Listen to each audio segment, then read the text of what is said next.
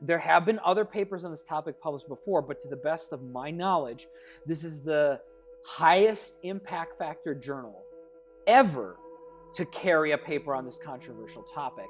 And we got 2 papers in. There's mine, which is summarizing the findings of UAPX, and then my colleague Kevin has a paper in the same edition of the journal summarizing the entire field of UAP studies. So it's like a 200-page paper with over 500 references. This is a huge step forward in reducing the stigma and the taboo against studying this topic, which I think is analogous to things like germs. We used to laugh, right? Germs, they were little things that make you sick that you can't see. People used to make fun of people for that. As a biologist, you know the story of doctors going from an autopsy to delivering a baby, right? We cringe and discuss now, but those doctors were saying there's no such thing as germs, and I'm going to prove it to you.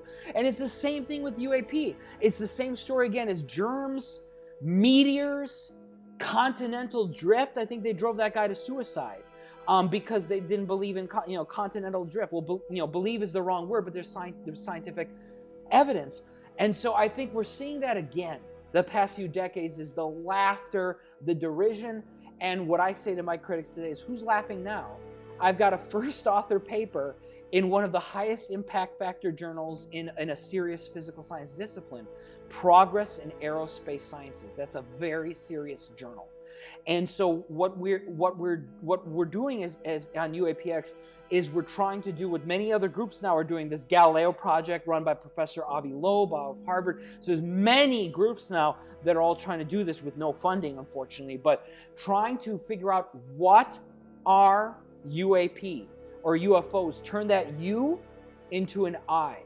Identify it. Now I want to be clear, because for pretty much everybody, UFOs, even UAP, the new acronym, it's become synonymous with aliens again. And I want to be very, very careful here that we are open to all possibilities. I am open to all possibilities.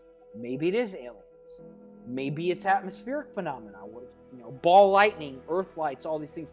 I just want to find the truth without biasing myself against certain hypotheses because society tells me those hypotheses are not acceptable. When society declares certain hypotheses are unacceptable, science stagnates. And we've seen that historically. I've given you so many examples. I could give you many more. Relativity, nuclear power, give you so many examples of things that used to be considered nonsense and turned out to be revolutionary discoveries.